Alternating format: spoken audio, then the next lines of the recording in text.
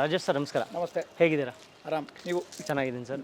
ಮೊದಲನೇದಾಗಿ thank you so much and congratulations. ಒಂದು ಒಳ್ಳೆ ಇದು ಕಾಣ್ತಿದೆ, ಪಾಸಿಟಿವ್ ವೈಬ್ಸ್ ಕಾಣ್ತಿದೆ. ಪೀಟರ್ ಸಿನಿಮಾದ ಟ್ರೈಲರ್, ಸಾಂಗ್ಸ್, ಟೀಸರ್ ಎಲ್ಲದರಲ್ಲೂ ಕೂಡ ನನಗೆ ಅದಕ್ಕಿಂತ ಹೆಚ್ಚು ಇಷ್ಟ ಆಗಿದ್ದೇನು ಅಂದರೆ ಮೊನ್ನೆ ನೀವು ಮಾತಾಡಿದಂತಹ ಮಾತುಗಳು.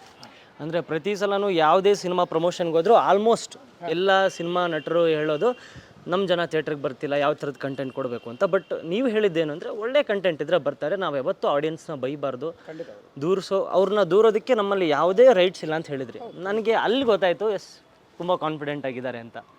ಸೊ ಪೀಟರ್, ಫಸ್ಟ್ ಆ ಮಾತಿನ ಬಗ್ಗೆ ಹೇಳಿ. ಆಡಿಯನ್ಸ್ನ ಗ್ರಾಂಟೆಡ್ ಆಗಿ ತಗೊಂಡು ಮಾತಾಡುವಂಥ ವಿಷಯ ಇರುತ್ತೆ. ನಾನು ಕೂಡ ಒಬ್ಬ ಆಡಿಯನ್ಸ್ ಆಗಿ ನೋಡ್ತೀನಿ ಹೌದು ಒಂದು ಸಿನಿಮಾವನ್ನು. ನಾನು ಅವತ್ತು ಹೇಳಿದೆ, ನಾನು ಕೂಡ ಈಗಲೂ ನಾನೊಬ್ಬ ಕಾಮನ್ ಮ್ಯಾನ್ ಆಗಿನೇ ಟಿಕೆಟ್ನ ತೊಗೊಂಡು ಹೋಗಿ ಥಿಯೇಟ್ರಲ್ಲಿ ನೋಡ್ಕೊಂಡು ಬರುವಂಥ ವ್ಯಕ್ತಿ. ಇವನ್ ಸೆಲೆಬ್ರಿಟಿ ಶೋ ಇದ್ರೂ ನಾನು ನನ್ನ ಒಂದು ಕಾಂಟ್ರಿಬ್ಯೂಟ್ ಮಾಡಿಬಿಡ್ತೀನಿ.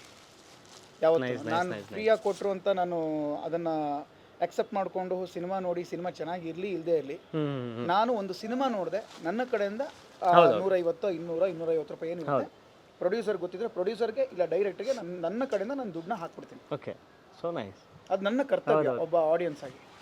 ಸೊ ಆ ಥರ ಇದ್ದಾಗ ಸಿನಿಮಾವನ್ನು ನೀವು ಆಡಿಯನ್ಸ್ಗೆ ಕೊಡಬೇಕು, ಅದನ್ನು ಬಿಟ್ಟು ನಿಮಗೆ ನೀವು ಮಾಡ್ಕೊಳ್ಳೋದಲ್ಲ ಸಿನಿಮಾ ಅಂತ. ಹೌದೌದು. ಸಿ ಆ ಜವಾಬ್ದಾರಿ ಒಬ್ಬ ನಟಂಗಿದ್ದಾಗ ಅಥವಾ ನಿರ್ಮಾಣ ಸಂಸ್ಥೆಗೆ ನಿರ್ದೇಶಕರಿಗಿದ್ದಾಗ ಒಳ್ಳೆ ಸಿನಿಮಾವನ್ನು, ಒಳ್ಳೆ ಪ್ರಾಡಕ್ಟ್ನ ನೀವು 100% ಎಕ್ಸ್ಪೆಕ್ಟ್ ಮಾಡ್ಬೋದು. ಹೌದು. ನಾವು ಎಷ್ಟೋ ಜನ ಆಡಿಯನ್ಸಿಗೆ ಅದಕ್ಕೆ ಹೇಳೋದು, ಎಷ್ಟೋ ಚಿತ್ರತಂಡ ಗಿಮಿಕ್ ಮಾಡಿ ಆಡಿಯನ್ಸ್ನ ಪುಲ್ ಮಾಡೋದಕ್ಕೆ ಪ್ರಯತ್ನ ಮಾಡ್ತಾರೆ, ಅದು ವರ್ಕ್ ಆಗಲ್ಲ. ನಿಜ. ಸಿನಿಮಾ ಚೆನ್ನಾಗಿದ್ದಾಗ ಸ್ಕ್ರೀನಿಂದನೇ ನಿಮಗೆ ಮೌತ್ ಟಾಕ್ ಅನ್ನೋದು ಶುರು ಆಗ್ಬಿಡುತ್ತೆ. ಹೌದು ಅಲ್ವಾ? ಅಂದರೆ ಎಳ್ಕೋಬೇಕು ಸಿನಿಮಾ ಅನ್ನೋದನ್ನು. ಖಂಡಿತ. ಆಡಿಯನ್ಸ್ನ ನೀವು ತಳ್ಳಕ್ಕಾಗಲ್ಲ ಸಿನಿಮಾವನ್ನು ಆಡಿಯನ್ಸ್ಗೆ.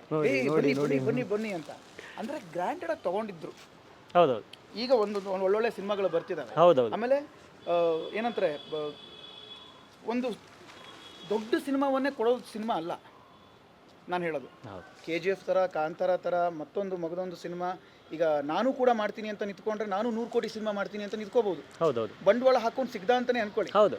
ಜನ ಹೆಂಗೆ ಅಕ್ಸೆಪ್ಟ್ ಮಾಡ್ತಾರೆ? ಗುರು, ನೀನು ಸೀರಿಯಲ್ ಮಾಡ್ಕೊಂಡು ಬಂದಿದ್ಯಾ, ನಿನ್ನನ್ನು ನಾವು ನೋಡ್ತಿರೋ ರೀತಿನೇ ಬೇರೆ. ನೀನು ಫಸ್ಟು ಒಂದು ಒಳ್ಳೆ ಸಿನಿಮಾವನ್ನು ನೀಟಾಗಿ ಕೊಡು, ಪ್ಯಾನ್ ಇಂಡಿಯಾ ಆಮೇಲೆ ಮಾಡೋಣಂತೆ. ಮೊದಲನೇ ಸಿನಿಮಾಗಳಿಗೆ ಮಾಸ್ ಹೀರೋಗಳು ಆಗಬೇಕು ಅಂತಿದ್ದಾರೆ ಎಲ್ಲರೂ. ಅದೇ ತಪ್ಪಾಗ್ತದೆ. ಗೊತ್ತಾಯ್ತು. ಆಕ್ಟರ್ ಆಗಿ ಆಡಿಯನ್ಸ್ಗೆ ನಾವು ಪ್ರೂವ್ ಮಾಡ್ಕೋಬೇಕು, ನನ್ನಲ್ಲಿರುವಂಥ ಪೊಟೆನ್ಷಿಯಲ್ ಪ್ರೂವ್ ಮಾಡ್ಕೋಬೇಕು. ಆಮೇಲೆ ನಿಧಾನಕ್ಕೆ ಅವ್ರನ್ನ ತಲೆಗೆ ತುಂಬಿಸ್ಬೇಕು. ಎಸ್, ಇವನು ರೋಲ್ ಮಾಡಿದ್ರೆ ಇಮೇಜ್, ಈ ಥರ ರೋಲ್ ಮಾಡಿದ್ರೆ ನಾನು ಎಕ್ಸೆಪ್ಟ್ ಮಾಡ್ತಾರೆ. ಅದನ್ನು ಬಿಟ್ಟು ನಾನು ಫಸ್ಟೇ ಗನ್ನು ಮಚ್ಚು ಅನ್ಕೊಂಡು ಹಿಡ್ಕೊಂಡು ಹೋದ್ರೆ ಯಾರಿಗೆ ನಾವು ಏನು ಕೊಡ್ತಾ ಇದ್ದೀವಿ ಅಂತ ನನ್ನ ಪ್ರೊಫೈಲ್ ಕ್ರಿಯೇಟ್ ಮಾಡ್ಕೊಳ್ಳೋದಕ್ಕ? ಎಸ್, ನನ್ನ ಪ್ರೊಫೈಲು ಕ್ರಿಯೇಟ್ ಆಗಬೇಕು, ಜೊತೆಗೆ ಆಡಿಯನ್ಸ್ ನನ್ನ ಎಕ್ಸೆಪ್ಟ್ ಮಾಡಬೇಕು. ನಿಜ, ಟ್ರೂ. ತುಂಬ ಒಳ್ಳೆ. ನಾವು ಸೀರಿಯಲಿಂದ ಬಂದವರು, ಸೀರಿಯಲಲ್ಲಿ ಹಲವಾರು ಕ್ಯಾರೆಕ್ಟರ್ಗಳನ್ನು, ಪಾಸಿಟಿವ್, ನೆಗೆಟಿವ್ ಎಲ್ಲ ಥರದ ಕ್ಯಾರೆಕ್ಟರ್ಗಳನ್ನು ಮಾಡಿ ಆಡಿಯನ್ಸ್ಗೆ ಇವನೊಬ್ಬ ನಟ ಅಂತ ಪ್ರೂವ್ ಮಾಡ್ಕೊಂಡಿರೋರು. ನಿಜ ನಿಜ. ಬಟ್ ನಾನಿನ್ನು ಸಾಧಿಸೋದು ತುಂಬ ಇದೆ. ಬಟ್ ಆಡಿಯನ್ಸ್ ಪ್ರೀತಿಯಿಂದ ಸಿಕ್ಕಾಗ ನಿಮ್ಮನ್ನು ಈ ಸೀರಿಯಲಲ್ಲಿ ನೋಡ್ತೀವಿ, ನೀವು ತುಂಬ ನ್ಯಾಚುರಲ್ ಆಗಿ ಆ್ಯಕ್ಟ್ ಮಾಡ್ತೀರಾ, ನಾವು ನಿಮ್ಮ ಅಭಿಮಾನಿಗಳು ಅಂತ ಹೇಳಿದಾಗ ಆ ಅಭಿಮಾನಕ್ಕೆ ವಾಪಸ್ ನೀವು ಒಂಥರ ರಿಟರ್ನ್ ಗಿಫ್ಟ್ ಕೊಡಬೇಕು ಅಂತಂದರೆ ಅದು ಸಿನಿಮಾ ಮುಖಾಂತರ ಆಗಲಿ, ಆ ಸಿನಿಮಾ ಆಡಿಯನ್ಸ್ಗೋಸ್ಕರ ಮಾಡೋ ಥರ ಆಗಲಿ. ಎಸ್ ನಿಜ. ಸೊ ನಾನು ಗ್ರಾಂಟೆಡ್ ಆಗಿ ತೊಗೊಂಡಿಲ್ಲ, ಅದರಲ್ಲೂ ಎಸ್ಪೆಷಲಿ ನನ್ನ ಫಸ್ಟ್ ಸಿನಿಮಾಯಿಂದನೂ ನಾನು ಗ್ರಾಂಟೆಡ್ ಆಗಿ ತೊಗೊಂಡಿಲ್ಲ. ನಿಜ ನಿಜ. ಆ್ಯಂಡ್ ಇವನ್ ಮುಂದಕ್ಕೂ ತೊಗೊಂಡು ಹೋಗಲ್ಲ. ಆ್ಯಂಡ್ ಇವತ್ತು ಪೀಟರ್ ಸಿನಿಮಾವನ್ನು ನಾವು ಏನು ಮಾಡಿದ್ದೀವಿ, ಅದು ಆಡಿಯನ್ಸ್ ಪರ್ಸ್ಪೆಕ್ಟಿವ್, ಆಡಿಯನ್ಸ್ ಪಲ್ಸ್ಗೋಸ್ಕರನೇ ಮಾಡಿರೋದು. ಅಷ್ಟೇ ನಾನು ಹೇಳಕ್ಕೆ ಇಷ್ಟಪಡೋದು. ಆಡಿಯನ್ಸ್ಗೋಸ್ಕರನೇ ಈ ಸಿನಿಮಾ ಮಾಡಿರೋದು. ಗ್ರಾಂಟೆಡ್ ಆಗಿ ನಿಮ್ಮನ್ನು ನಾವು ತೊಗೊಂಡಿಲ್ಲ, ತೊಗೊಳಕ್ಕೆ ಬಿಡೋದು ಇಲ್ಲ. ಎಸ್. ನಿಮ್ಮ ಮೊದಲನೇ cinema Shri Balaji photo studio ತುಂಬ ಅದ್ಭುತವಾದಂಥ ಕಂಟೆಂಟ್. ನನಗೂ ಪರ್ಸ್ನಲಾಗಿ ತುಂಬ ಇಷ್ಟ ಆಯಿತು. MG ರೋಡಲ್ಲಿ ಶಂಕರನಾಗ್ ಥಿಯೇಟರ್ ಒಂದ್ಸಲ ಸ್ಕ್ರೀನಿಂಗ್ ಆಗ್ದಾಗ ಬಂದು ನೋಡಿದಾಗ ನಾನು ಅವತ್ತು ಹೇಳಿದೆ ತುಂಬ ಇಷ್ಟವಾದಂಥ ಸಿನಿಮಾ ಅಂತ. ಆವಾಗಲೇ ಗೊತ್ತಾಯಿತು ಮತ್ತೆ ಕೂಡ ಇವರು ಒಳ್ಳೆ ಸಿನಿಮಾನೇ ಕೊಡ್ತಾರೆ ಅಂತ. ಅದ ಮೇಲೆ ಆ ಕಾನ್ಫಿಡೆನ್ಸ್ ಜಾಸ್ತಿ ಆಗಿದ್ದು ಹೆಂಗೆ ಅಂದರೆ 3 ವರ್ಷ ಟೈಮ್ ತೊಗೊಂಡ್ರೆ. ಯೂಶ್ವಲ್ ಆಗಿ ಒಂದು ಸಿನಿಮಾ ಮಾಡಿದ ತಕ್ಷಣ ಪಟ್ ಅಂತ ಒಂದು 2-3 ಸಿನಿಮಾ ಮಾಡಿಬಿಡೋಣ, ನೆಕ್ಸ್ಟ್ ಹೆಂಗಿರುತ್ತೋ ಗೊತ್ತಿಲ್ವಾ ಮಾರ್ಕೆಟು, ಹಾಗೆ ಹಿಂಗೆ ಅನ್ನೋರ ಮಧ್ಯೆ ಮತ್ತೊಂದು ಅದಕ್ಕಿಂತ ಮೀರಿದಂಥ ಕಂಟೆಂಟ್ ಕೊಡಬೇಕು ಅನ್ನೋ ವಿಷಯದಲ್ಲಿ ನೀವು ನಿಂತ್ಕೊಂಡು ಟೈಮ್ ತೊಗೊಂಡು ಮಾಡಿದ್ರೆ. ಸೊ ಆ ಥರದ ಆ ವಿಷಯದಲ್ಲಿ ಪೀಟರ್ ಸಿನಿಮಾ ಆಡಿಯನ್ಸ್ಗೆ ಏನನ್ನ ಹೇಳುತ್ತೆ, ಏನು ಟೇಕ್ ಅವೇ ಇರುತ್ತೆ, ಅಥವಾ ಏನು ಎಂಟರ್ಟೈನ್ ಮಾಡುತ್ತೆ ಅಂತ? ಎಸ್, ನೀವು ಹೇಳಿದ್ರಲ್ಲ ಲಾಸ್ಟಲ್ಲಿ ಎಂಟರ್ಟೈನ್ ಮಾಡುತ್ತೆ. ನಾವು ಮೆಸೇಜ್ ಮಾಡೋಕ್ಕೋಸ್ಕರ ಸಿನಿಮಾ, ನಂಗೆ ಅದು ಬೇಕಾಗೂ ಇಲ್ಲ. ಜನಕ್ಕೆ ನಾವು ಪಾಠ ಹೇಳೋಷ್ಟು ದೊಡ್ಡವರಲ್ಲ. ಸೊ ಪಾಠ ಹೇಳಿದ್ರು ತಗೊಳ್ಳೋದು ಇಲ್ಲ. ಎಷ್ಟೋ ಜನ ಬೈ ಕಳಿಸ್ತಾರೆ, ನೀನು ಯಾವನ ಹೇಳೋದಕ್ಕೆ ಅಂತ. ಹೌದೌದು. ಸೊ ಬೇಡ, ನನಗೆ ಅವ್ರು ಕೊಟ್ಟಿದ್ದ ದುಡ್ಡಿಗೆ ಎಂಟರ್ಟೈನ್ಮೆಂಟ್ ಬಯಸ್ತಾರೆ ಹೊರತು ಯಾವುದೋ ಅಡ್ಗುಲಜ್ಜಿ ಕತೆಗಳಲ್ಲ. ತುಂಬ ಪ್ರೀತಿ ಇದ್ರೂ ಆಗಲ್ಲ. ಆಮೇಲೆ ಮೆಸೇಜ್ ಮೆಸೇಜ್ ಮೆಸೇಜ್ ಅಂತ ತುಂಬ ಜನ ಹೇಳ್ತಾರೆ. ಗುರು ನೀನು ಏನು ಮೆಸೇಜ್ ಕೊಡ್ತೀಯ ನೀನು? ಹೌದು. ಮೆಸೇಜ್ ಕೊಡೋಕ್ಕೋಸ್ಕರ ಅಥವಾ ನಾವು ಯಾವುದೋ ಒಂದು ಸಬ್ಜೆಕ್ಟನ್ನೇ ಲಿಫ್ಟ್ ಮಾಡ್ಕೊಂಡು ಹೋದ್ರಾಗಲ್ಲ. ಇದಾಗಲ್ಲ. ಸಿನಿಮಾ ಅಂದರೆ ಎಂಟರ್ಟೈನ್ಮೆಂಟ್. ಹೌದು, ಡೆಫಿನೆಟ್ಲಿ ಮೇನ್ ಕ್ರೈಟೇರಿಯಾ ಅದು. ಎಂಟರ್ಟೈನ್ಮೆಂಟ್ ಫ್ಯಾಕ್ಟ್ರಲ್ಲೇ ನಾವು ಕತೆನ ಹೇಳಬೇಕು. ಹೌದು, ಕತೆ ಹೊಸದಾಗಿ ಇಲ್ದಿದ್ರು ಕತೆನ ಪ್ರೆಸೆಂಟ್ ಮಾಡೋ ರೀತಿ ಅದು ತುಂಬ ನಿಜ ನಿಜ ನಿಜ. ಹೌದು. ಈಗ ನನ್ನ ಹಳೆ ಸಿನಿಮಾ ಆಗಲಿ ಅಥವಾ ಈಗಿನ ಪೀಟರ್ ಆಗಲಿ ಮುಂದೆ ಬರೋ ಸಿನಿಮಾಗಳಾಗಲಿ ಯಾವುದೂ ಕೂಡ ನಾವು ಆಡಿಯನ್ಸ್ಗೆ ಇಂಪೋಸ್ ಮಾಡಬಾರ್ದು ಅನ್ನೋದೊಂದೇ ನನ್ನ ಉದ್ದೇಶ. ಓಕೆ, ಅದು ಇಂಪ್ರೆಸ್ ಮಾಡಬೇಕು. ಓ ನೈಸ್ ನೈಸ್. ಅಷ್ಟೇ. ಒಂದು ಕಥೆಯ ಮುಖಾಂತರ ನೀವು ಏನು ಹೇಳೋಕೆ ಹೊರಟಿದ್ದೀರಾ ಅನ್ನೋದನ್ನು ಪೋಸ್ಟರ್ ಮುಖಾಂತರ ನಾವು ಆಡಿಯನ್ಸ್ಗೆ ತಲುಪಿಸ್ತೀವಿ. ಇಷ್ಟಪಟ್ಟರು ಸಾಂಗ್ ಮುಖಾಂತರ ತಲುಪಿಸ್ತೀವಿ, ಇಷ್ಟಪಟ್ಟರು ಟ್ರೇಲರ್ ಕೊಟ್ವಿ, ಅದು ಇನ್ನೂ ಇಷ್ಟಪಟ್ಟರು. ಅಂದರೆ ನಮ್ಮ ಮೇಲಿನ ಕಾನ್ಫಿಡೆನ್ಸ್ನ ನಾವು ಆಡಿಯನ್ಸ್ಗೆ ಹೇಳ್ತಾ ಇದ್ದೀವಿ, ಈ ಸಿನಿಮಾ ಈ ಥರ ಇರುತ್ತೆ, ನೀವು ಬಂದು ನೋಡೋ ಥರ ಇರುತ್ತೆ ಅಂತ. ಸೊ ಪೀಟರ್ ಅನ್ನೋದು ಹಾಗೇನೆ. ನೀವು ಕೇಳಿದ್ರಿ ಪೀಟರ್ ಅಂದರೆ ಏನು ಹೇಳಕ್ಕೆ ಹೊರಟಿದ್ದೀರಾ ಅಂತ. ಪೀಟರ್ ಒಂದು ಸಬ್ಜೆಕ್ಟ್ ನಿಮ್ಮ ಸುತ್ತ ನಡೆದಿರೋ ಅಂಥ ಅಥವಾ ನಡಿಬಹುದಾದಂಥ ಒಂದು ಕತೆ, ಸಿಂಪ್ಲಿಫೈಡ್ ಕತೆ. ಓಕೆ, ಆ ಸಿಂಪ್ಲಿಫೈಡ್ ಕಥೆನ ಅದ್ಭುತವಾಗಿ ನಾವೇನು ತೋರಿಸ್ಬೋದು ಅದನ್ನು ತೋರಿಸಿದ್ದೀವಿ. ಸೊ ಒಂದ್ಸಲ ಆಡಿಯನ್ಸ್ ಒಳಗಡೆ ಬಂದು ಕೂತ್ಕೊಂಡ್ರೆ ಸಿನಿಮಾ ಮುಗಿಯೋ ತನಕ ಎಲ್ಲೂ ಕೂಡ ಬೋರ್ ಆಗದೆ ಇರೋ ರೀತಿನೇ ನಾವು ತೊಗೊಂಡೋಗಿದ್ದೀವಿ. ಓಕೆ. ಸೊ ಎಲ್ಲರೂ ಈ ಮಾತು ಹೇಳ್ತಾರೆ ಸಿನಿಮಾ ಮೇಕರ್ ಆಗಿ, ಬಟ್ ಆ ಸಿನಿಮಾವನ್ನು ನೋಡಿದಾಗಲೇ ನನ್ನ ಒಂದು ಮಾತು ಅರ್ಥ ಆಗುತ್ತೆ. ನಿಜ ನಿಜ ನಿಜ. ಸೊ ಎಂಟರ್ಟೈನ್ಮೆಂಟ್ ಅನ್ನೋದೇ Peter. Yes sir, Peter trailer ಬಗ್ಗೆ ಸ್ವಲ್ಪ ಮಾತಾಡ್ತೀನಿ ನಾನು. ಟ್ರೈಲರ್ ಸ್ಟಾರ್ಟಿಂಗಲ್ಲೇ ಒಂದು ಗೊತ್ತಾಗುತ್ತೆ, ಜೆಸ್ಸಿ ಬರ್ತಿದ್ದಾಳೆ ಅಂತಾರೆ, ಡೇವಿಡ್ ಇದ್ದಾರೆ, ರಾಧಾನಾ ಪಾತ್ರ ಎಂಟ್ರಿ ಆಗುತ್ತೆ, ನೀವು ಪೀಟರಾಗಿ ಕಾಣಿಸ್ಕೋತೀರಾ.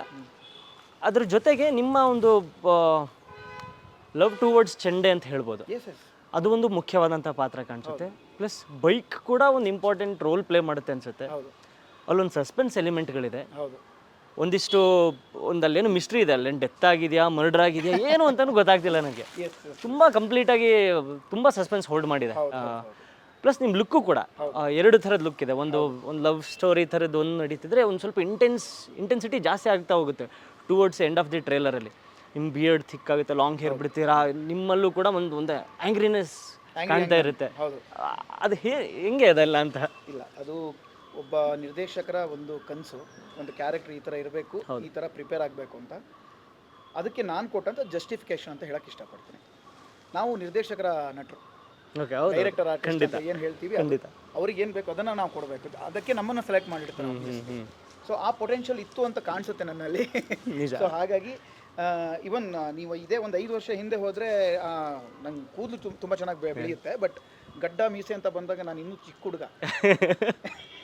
2020-21ರಲ್ಲಿ ನಂಗೆ ಸ್ವಲ್ಪ ಒಳ್ಳೆ ಬಿಯರ್ಡ್ ಎಲ್ಲ ಬೆಳೆಯೋಕ್ಕೆ ಸ್ಟಾರ್ಟ್ ಆಯಿತು. ಪ್ರಾಬಬ್ಲಿ ನನ್ನ ಏಜ್ಗೂ ನನ್ನ ಒಂದು ಲುಕ್ಗೂ ಸಂಬಂಧನೇ ಇಲ್ಲ. ಸೊ ಆ ಥರ ನೋಡಿದಾಗ ಮೆಚುರಿಟಿ ಅಂತ ಬಂದಾಗಲೇ ನಿಮಗೊಂದು ಕೆಲವೊಂದು ಪಾತ್ರಗಳು ಸೃಷ್ಟಿ ಆಗ್ತವೆ. ನಾವು ಅದಕ್ಕೂ ಮುಂಚೆ ನಾನು ಬಾಡಿ ಇದೆ ಅನ್ನೋ ಮಾತ್ರಕ್ಕೆ ಪೊಲೀಸ್ ಕ್ಯಾರೆಕ್ಟರ್ ಮಾಡೋಕ್ಕಾಗಲ್ಲ, ಸಣ್ಣಕ್ಕಿದ್ದೀನಿ ಅನ್ನೋ ಮಾತ್ರಕ್ಕೆ ನಾನು ಅಥ್ಲೆಟ್ ಕ್ಯಾರೆಕ್ಟರ್ ಮಾಡೋಕ್ಕಾಗಲ್ಲ. ಅದರದ್ದೇ ಆದಂಥ ಪ್ರಿಪ್ರೇಷನ್ ಇರಬೇಕು, ಅದರದ್ದೇ ಆದಂಥ ಒಂದು ಮೆಚುರಿಟಿ ಇರಬೇಕು ಒಬ್ಬ ನಟಂಗೆ. ನಾನು ಅದನ್ನು ತುಂಬ ಬಿಲೀವ್ ಮಾಡ್ತೀನಿ. ಈ ವಿಚಾರದಲ್ಲಿ ನನ್ನನ್ನು ನಾನು ಗ್ರೂಮ್ ಮಾಡ್ಕೊಂಡಿದ್ದೆ. ಪೀಟರ್ ಅನ್ನೋ ಕ್ಯಾರೆಕ್ಟರ್ಗೆ ನಾನು ಏನು ಜಸ್ಟಿಫಿಕೇಶನ್ ಕೊಡಬೇಕು ಅನ್ನೋದಕ್ಕೆ ಏನು ಡೈರೆಕ್ಟ್ರು ನನಗೆ ಸಜೆಸ್ಟ್ ಮಾಡಿದ್ರು, ಈ ಥರ ಕಾಣಿಸ್ಕೊಳ್ಳಿ ಅಂತ. ಅದ್ರ ಪ್ರಕಾರವಾಗಿ ಪರ್ಸನಾಲಿಟಿ ಬಿಲ್ಡ್ ಮಾಡ್ಕೊಳ್ಳೋದ್ರಿಂದ ಹಿಡಿದು ವೇಟ್ ಗೇನ್ ಆಗಿದ್ದಾರೆ ಅನ್ಸುತ್ತೆ. ತುಂಬ ಗೊತ್ತಾಗ್ತಿದೆ, ಬಿಕಾಸ್ ಆ ಚಂಡೆ ಇದೆಲ್ಲ ನೋಡಬೇಕು. ಇಲ್ಲ, ಚಂಡೆ ಪ್ಲೇಯರ್ಸು ಇನ್ನೂ ಲೀನ್ ಆಗಿರ್ತಾರೆ. ಓಕೆ, ಯಾವ ಲೆವೆಲ್ ಲೀನ್ ಅಂತಂದ್ರೆ ಲಿಟ್ರಲಿ ಅವ್ರ ಬೋನ್ ಕಾಣಿಸ್ತಿರುತ್ತೆ, ಅವ್ರಿಗೆ ಮಸಲ್ಸ್ ಇರೋದೇ ಇಲ್ಲ, ಬೋನೇ ಎಲ್ಲ. ಬಟ್ ಅವ್ರ ಸ್ಟ್ರೆಂತ್ ಇದೆಯಲ್ಲ, ಹೌದೌದು, ಬೆಳಗ್ಗೆಯಿಂದ ಸಂಜೆ ತನಕ ವಿದೌಟ್ ಬ್ರೇಕ್ ಹೊಡಿತಾರೆ. ಹೌದೌದು, ಸಾಧ್ಯ ಅಲ್ಲ ಸ್ವಾಮಿ. ಅವ್ರಿಗೊಂದು ದೊಡ್ಡ ಹ್ಯಾಟ್ಸ್ ಆಫ್. ಅದು ಅವರು ಅಂತಲ್ಲ, ಯಾವುದೇ ಬೀಟನ್ನು ಡೊಳ್ಳು ಆಗಿರ್ಬೋದು, ತಮಟೆಗಳಾಗಿರ್ಬೋದು, ಅಷ್ಟು ಈಸಿ ಅಲ್ಲ. ಪಬ್ಲಿಕ್ ಪ್ಲಾಟ್ಫಾರ್ಮಲ್ಲಿ ನೀವು ಮಾಡೋದಿದೆಯಲ್ಲ, ಅವ್ರು ಕಮರ್ಷಿಯಲಿ ದುಡ್ಡು ತೊಗೊಂಡೇ ಮಾಡ್ತಿರ್ತಾರೆ, ಫ್ರೀಯಾಗಿ ಮಾಡ್ತಿರಲ್ಲ. ಬಟ್ ಆ ಡೆಡಿಕೇಶನ್ ಬೇಕು, ನಿಜ ನಿಜ. ಆ ಕಲೆ ಒಲ್ದ್ರೆ ಮಾತ್ರ ಸಾಧ್ಯ. ಆ ಥರದಲ್ಲಿ ಒಬ್ಬ ಚಂಡೆ ಪ್ಲೇಯರ್ ಅಂತ ಬಂದಾಗ ನನ್ನ ಫಿಸಿಕ್ ಹೇಗಿರಬೇಕಿತ್ತು ಅದನ್ನು ನಾನು ಎಕ್ಸ್ಟ್ರಾರ್ಡಿನರಿಯಾಗಿ ಕೊಡೋಕ್ಕಾಗದೇ ಇದ್ರು ಬೇಸಿಕ್ ನಾನು ಮಾಡೋಕ್ಕೆ ಹೋದೆ. ಬಿಕಾಸ್ ನಾನೊಬ್ಬ ಆರ್ಟಿಸ್ಟ್ ಇಲ್ಲಿ. ಸೊ ನಿಜವಾಗಿ ಚಂಡೆ ಪ್ಲೇಯರ್ ಥರ ಕಾಣಿಸ್ಕೋಬೇಕು ಅಂದ್ರೆ ನನ್ನ ಕೈಲಿ ಸಾಧ್ಯ ಆಗ್ತಿತ್ತು. ಬಟ್ ಅದಕ್ಕೆ ಆದಂಥ ಒಂದು ಚಂಡೆ ಇದು ಬೇಕು. ಬಟ್ ಅಲ್ಲಿ ಅವಶ್ಯಕತೆ ಇರಲಿಲ್ಲ. ನನ್ನ ತಂಡ ನೀವು ನೋಡಿದಾಗ ನಾವು ನಟರುಗಳಲ್ಲಿ ಮತ್ತು ಚಂಡೆ ಪ್ಲೇಯರ್ ಅಂತ ಬಂದಾಗ ಎಲ್ಲ ಥರದ ಪರ್ಸನಾಲಿಟಿಗಳು ನಿಮ್ಗೆ ಅಲ್ಲಿ ಕಾಣಿಸ್ತವೆ. ಸೊ ಒಂದು ಅಂದರೆ 2 ಶೇಡ್ ಕ್ಯಾರೆಕ್ಟರ್ ನೀವು ಹೇಳಿದಾಗೇನೆ, ಒಂದು ಲಾಂಗ್ ಹೇರ್, ಬಿಯರ್ಡ್ ಆ್ಯಂಡ್ ಇನ್ನೊಂದು ಲವರ್ ಬಾಯ್ ಲುಕ್. ಈ ಎರಡಕ್ಕೂ ಅದರದೇ ಆದಂಥ ಇಮೇಜ್ಗಳಿದ್ದಾವೆ. ಈಗ ನೀವು ಬೈಕ್ದು ಹೇಳಿದ್ರಿ ಪೋಸ್ಟ್ರಲ್ಲಿ, ಆ RX ಬೈಕ್ ಥರ ಏನು ಜಿಡ್ಡು ಹಿಡಿದು ಸೇರಿದಾನೆ, ಅದು ಪೀಟರ್. ಅದು ಓಕೆ ಅದು ಮೆಟಾಫಾರಿಕಲಿ ನಿಮಗೆ ಪೀಟರ್ನೇ ಅಲ್ಲಿ ತೋರಿಸ್ತಾ ಇರೋದು. ಬಟ್ ನಾನು ಫೇಸ್ ಇಲ್ಲ ಅಷ್ಟೇ ಅಲ್ಲಿ. ಓಕೆ ಓಕೆ ಓಕೆ ಅವನ ಲೈಫಲ್ಲಿ ಅವನ ಹೆಂಗಾಗಿದ್ದಾನೆ ಅಂತಂದ್ರೆ ಆ ಬೈಕ್ ಥರನೇ ಆಗಿದ್ದಾನೆ ಅವನು. ಓಕೆ ಮುಂದೆ ಹೆಂಗೆ ಅದನ್ನು ಸರಿ ಮಾಡ್ಕೋತಾನ ಇಲ್ವೋ, ಹೇಗೆ ಅವನು ಓವರ್ಕಮ್ ಮಾಡ್ಕೋತಾನೆ ಅನ್ನೋದೇ ಇಡೀ ಸಿನಿಮಾ ನಿಮಗೆ ಈಗಾಗ್ತಾನೆ ಅಂತ ನಿಮ್ಗೆ ನಡೀತಾ ಇರುತ್ತೆ. ಬಟ್ ಹಂಗಾಗಲ್ಲ.